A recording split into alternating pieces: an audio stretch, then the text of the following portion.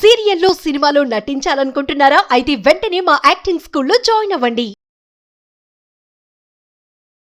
నమస్తే, నా పేరు doctor Solomon Raj, advocate supreme court of India. Welcome to Suman television. గత వారం మనం చూసినట్టయితే సుప్రీం కోర్ట్ వారు లివ్ ఇన్ రిలేషన్షిప్ లో ఒక very pivotal and very important judgment అయితే ఇచ్చారు. లివ్ ఇన్ రిలేషన్షిప్ ని సుప్రీం కోర్ట్ అయితే లీగలైజ్ చేసింది. లీగలైజ్ చేసిన తర్వాత చూసుకుంటే మనం నెమ్మదిగా మెల్లిమెల్లిగా దానికి ఒక ఇమ్యూనిటీ అన్నది క్రియేట్ అవుతుంది. అంతకుముందు live in relationship in India was actually criminalized. Subsequently when chief justice of India Ranjan Gogoi garu ఉన్నప్పుడు దీన్ని డీక్రిమినలైజ్ చేశారు. డీక్రిమినలైజ్ చేసిన తర్వాత లివ్ ఇన్ రిలేషన్షిప్ కి కొంచెం లీగాలిటీ ఇవ్వడం మొదలు పెట్టారు. లివ్ ఇన్ రిలేషన్షిప్ ద్వారా పుట్టబడిన పిల్లలకు కూడా లీగల్ హెయిర్స్ రైట్స్ వచ్చినాయి. వారికి లీగల్ రైట్స్ కూడా, అట్లాంటి పిల్లలకి లీగల్ రైట్స్ కూడా ఇవ్వడం జరిగింది. తర్వాత అట్లాంటి లివ్ ఇన్ రిలేషన్షిప్ లో ఉన్న ఫీమేల్ స్పౌస్ కి ఒక లైవ్ ఇమ్యూనిటీ లీగలీ ఇవ్వడం జరిగింది. అంటే గృహహింస చట్టాలు కూడా వీళ్ళకి అప్లికబుల్ అని చెప్పి కూడా కొన్ని పర్యాలు సుప్రీంకోర్టు వారు జడ్జ్మెంట్స్ ఇవ్వడం జరిగింది. మరి ఈ లివ్ ఇన్ రిలేషన్షిప్ లో ఏం జరిగింది, ఎటువంటి జడ్జ్మెంట్ ఇచ్చింది, వివరాల్లోకి వెళ్తే మధ్యప్రదేశ్ హైకోర్టుకి ఒక పర్టికులర్ కేసు వచ్చింది. ఒక స్త్రీ, ఒక ఇద్దరు అమ్మాయి అబ్బాయి కలిసి లివ్ ఇన్ రిలేషన్షిప్ లో గత 15 ఏళ్లుగా లివ్ ఇన్ రిలేషన్షిప్ లో ఉన్నారు. లివ్ ఇన్ రిలేషన్షిప్ లో ఉండగానే వీళ్ళకి ఆ రిలేషన్షిప్ ద్వారా ఒక బాబు కూడా జన్మించడం జరిగింది.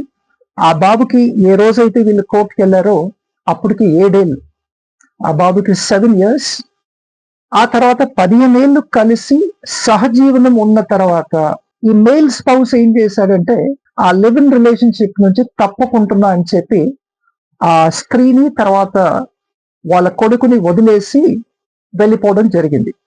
15 ఏళ్ళు కలిసి ఉన్న తర్వాత సెపరేట్ అయిపోయాడు. ఒక బాబు జన్మించాక ఈయన వాళ్ళకి ఎటువంటి మెయింటెనెన్స్ కానీ, ఎటువంటి రుసుము కానీ చెల్లించకుండా, ఎటువంటి అలిమినీ కానీ చెల్లించకుండా వీళ్ళని వదిలేసి వెళ్ళిపోయాడు. అప్పుడు ఈవిడ ఏం చేసిందంటే, నాకు ఒక అబ్బాయి ఉన్నాడు, ఈయన 15 ఏళ్ళు నాతో ఉండి సహజీవనం చేసి, సహజీవనం అనలేదు, నన్ను సెక్షువల్ గా డిసీట్ఫుల్ గా on deceitful means and on deceitful promises నన్ను వాడుకొని సెక్షువల్ హారాస్మెంట్ చేసి నన్ను వదిలేశాడని చెప్పి under section 69 of the BNS, తర్వాత అండర్ సెక్షన్ 115 సబ్ క్లాస్ 2 అంటే causing grievous hurt, causing hurt, తర్వాత సెక్షన్ 64 ఆఫ్ BNS, ఈ 3 డిఫరెంట్ కౌంట్స్ కింద, ఈ 3 డిఫరెంట్ ఆఫెన్సెస్ కింద ఈవిడైతే వెళ్ళి concerned magisterial jurisdictional police station లో కంప్లైంట్ ఫైల్ చేశాక ఒక FIR అయితే రిజిస్టర్ అయింది. FIR రిజిస్టర్ అయిందని చెప్పి ఈయనేం చేశాడు, అది FIR చెల్లదు, ఆవిడ చేసిన అలిగేషన్స్ అన్ని కూడా వేగ్ అని చెప్పి క్వాషింగ్ ఆఫ్ ది FIR అని చెప్పి మధ్యప్రదేశ్ హైకోర్టులో క్వాష్ కి వేశారండి. మధ్యప్రదేశ్ హైకోర్టులో క్వాష్ కి వేసిన తర్వాత మధ్యప్రదేశ్ హైకోర్టు దీన్ని డిస్మిస్ చేయడం జరిగింది.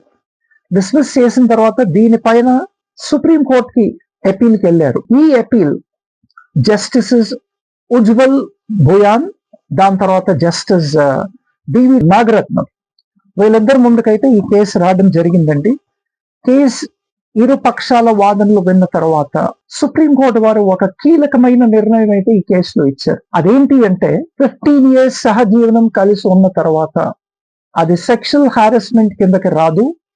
దాని తర్వాత అది deceitful promises of having sex on deceitful promises దాని కిందకి రాదు. లేదంటే had sex with a promise of మ్యారింగ్, with a false promise of మ్యారింగ్, దాని కింద కూడా రాదు అని చెప్పన్నారు. ఇంకోవైపు సుప్రీంకోర్టు ఏమన్నది అంటే, సెపరేషన్ అనేది ఒక ఎమోషనల్ బ్రేక్ డౌన్, దాన్నైతే మేము అర్థం చేసుకోగలము, కానీ లీగలీ ఇట్లాంటి సెపరేషన్ కి లీగల్ గా మేము ఎటువంటి ట్రీట్మెంట్ ఇవ్వలేము. దాని తర్వాత ఒకవేళ నువ్వు సెక్షువల్ హారాస్మెంట్ అన్నా, లేదంటే అంటే ఈ అమ్మాయిని క్వశ్చన్ చేయడం జరిగింది, నువ్వు సెక్షువల్ హారాస్మెంట్ అంటున్నావు, had sex with me on false promises, had sex with me on deceitful promises అని చెప్పి under section 69 అంటున్నావు. If that is the case, how did you have a child అన్నది ఒక క్వశ్చన్ ఈవిడికి వేస్తే దానికి సమాధానం రాలేదండి. If it is on a deceitful promise, how did you conceive and how did you fulfill the conception for 9 months, and how did you deliver the child? Subsequent or post delivery of the child, you have raised the child together for 7 long years.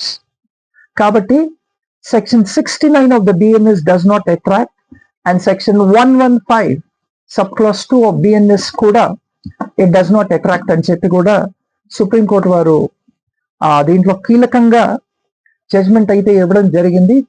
Judgement ఇస్తూ ఈ FIR ని quash చేశారు. Supreme court వారు ఏమన్నారంటే, breaking up of a long term relationship does not amount to a criminal offence.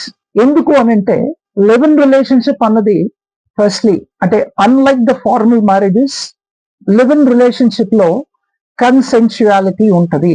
అంటే ఇద్దరు కలిసి కట్టుగా ఒక నిర్ణయానికి వచ్చి కన్సెన్షువల్ కాన్సెంట్స్ ఉంటాయి. కాబట్టి ఈ కన్సెన్షువల్ కాన్సెంట్ వల్ల సెక్షన్ 69 అంటే సెక్షువల్ హారెస్మెంట్ కానీ, లేదంటే beating with hands or using weapons and hurting with grievous injuries, ఇవన్నీ కూడా రావని చెప్పి సుప్రీంకోర్టు వారు క్లియర్ గా చెప్పడం జరిగిందండి. తర్వాత సుప్రీంకోర్టు ఏమంటుంది అంటే, ఇట్లాంటి సెపరేషన్స్ ఆర్ వైగరీస్. వైగరీస్ అంటే దాని మీనింగ్ మనం చూసుకున్నట్టయితే, ఎప్పుడైనా బిహేవియర్ అన్నది చేంజ్ అవ్వచ్చు. బిహేవియరల్ చేంజెస్, ఈ బిహేవియరల్ చేంజెస్ వచ్చినప్పుడు we cannot do anything. It is subject to vagaries because it's a live in relationship. It is not unlike the formal marriages. The separation in a live in relationship is not bound by dissolution. There is nothing called dissolution wherein ఒక live in relationship లో మీరు ఈ live in relationship ని dissolve చేయాలి. Dissolution of live in relationship అన్నది ఎక్కడ లేదు. కాబట్టి డెసల్యూషన్ ఆఫ్ మ్యారేజ్ అన్నది ఓన్లీ ఫార్మల్ మ్యారేజెస్, అది ఇష్టపడి ప్రేమించి పెళ్లి చేసుకోవడం కావచ్చు, లేదంటే పెద్దలు చూసి చేసిన పెళ్లి కావచ్చు. వాటిల్లో అయితే మీకు you have dissolution of marriage. But in a live in relationship there is nothing called dissolution in a live in. కాబట్టి definitely this live in separations definitely are vagaries of relationships అని చెప్పి కూడా సుప్రీంకోర్టు వారు అన్నారు. Supreme court ఇంకొక opinion ఏంటి అంటే, దీంట్లో చక్కగా చెప్పారు, ఒక ఫార్మల్ మ్యారేజ్ లో లీగల్ ఇమ్యూనిటీ అన్నది ఎక్కువ ఉంటది, వేరైస్ ఒక లివ్ ఇన్ రిలేషన్షిప్ లో legal immunity is very very weak. కాకపోతే లివ్ ఇన్ రిలేషన్షిప్ లో ఈ ఎఫ్ఐఆర్ ని క్వాష్ చేస్తూ సుప్రీంకోర్టు ఈవిడికి ఇచ్చిన రిలీఫ్ ఏంటి అంటే, వీళ్ళిద్దరిని కూడా కౌన్సిలింగ్ కి పంపించడం జరిగింది. The supreme court has directed that both the parties go for mediation. ఆ మీడియేషన్ లో కౌన్సిలింగ్, ఆ కౌన్సిలింగ్ లో ఏంటి అంటే, ఈ 7 ఏళ్ల బాబుకి ఏదైనా మెయింటెనెన్స్ ఇవ్వాలి, ఈ 7 ఏళ్ల బాబుకి మెయింటెనెన్స్ కల్పించాలి అన్న ఉద్దేశంతో ఇద్దరిని మీడియేషన్ కి అయితే పంపించడం జరిగిందండి. తర్వాత సుప్రీంకోర్టు వారు ఏమన్నారంటే, a partner walking away cannot constitute a criminal breach of trust. ఇక్కడ సివిల్ బ్రీచ్ ఆఫ్ ట్రస్ట్ గాని like the contract act breach of trust ఉంటది. It is actually live in relationship cannot be even described as a contract. Vagaries ఉన్నాయి, ఎప్పుడు పడితే అప్పుడు మనసు change అవుతే వదిలేసి వెళ్ళిపోవటం అట్లాంటివి జరుగుతాయి. కాబట్టి we cannot term it also as a contract. కాబట్టి it does not amount. A long-term separation in a live-in relationship cannot be attributed to a criminal breach of trust, or it cannot also be attributed to a sexual assault, provided such relationships must be consensual. Tarvata voluntarily causing hurt, dan tarvata section 354 outraging the modesty of a woman gani, ledante section 376 rape కానీ, లేదంటే section 323 voluntarily causing hurt. All these are actually not applicable. The only thing which is applicable in a live in relationship is the domestic violence act. అంటే గృహహింస చట్టాలు వీటికి వర్తిస్తాయి. అట్లాంటి స్త్రీలు live in relationship లో ఉన్నవారు ఎవరైనా ఉంటే గృహహింస చట్టం కింద మీరు వెళ్ళి ఒక రెమెడీ అయితే సీక్ చేయాలని చెప్పి కూడా సుప్రీంకోర్టు వారు అంటున్నారండి. తర్వాత మళ్ళీ నేను రిపీట్ చేస్తున్నాను, ఫైనల్ గా సుప్రీంకోర్టు ఏమనింది అంటే, ఈ long term live in relationship లో బ్రేకప్స్ అవుతే డెఫినెట్లీ ఒక ఇమోషనల్ అటాచ్మెంట్ అన్నది ఉంటది. కానీ ఈ ఇమోషనల్ అటాచ్మెంట్స్ ఉంటాయి, కానీ లీగల్ సిస్టమ్ మాత్రం వీటిని ట్రీట్ చేయడానికి లేదు అని చెప్పి ఫైనల్ గా చెప్తూ ఎఫ్ఐఆర్ అయితే క్వాష్ చేసింది. లివ్ ఇన్ రిలేషన్షిప్ లో అంతకుముందు ఏవైనా స్త్రీలు వెళ్ళి అబ్బాయిల పైన కేసెస్ ఫైల్ చేస్తే ఈ సుప్రీం కోర్ట్ సైటేషన్ మాత్రం కోర్ట్ చేసుకోవచ్చండి. This will definitely be a great relief for all of you. Thank you.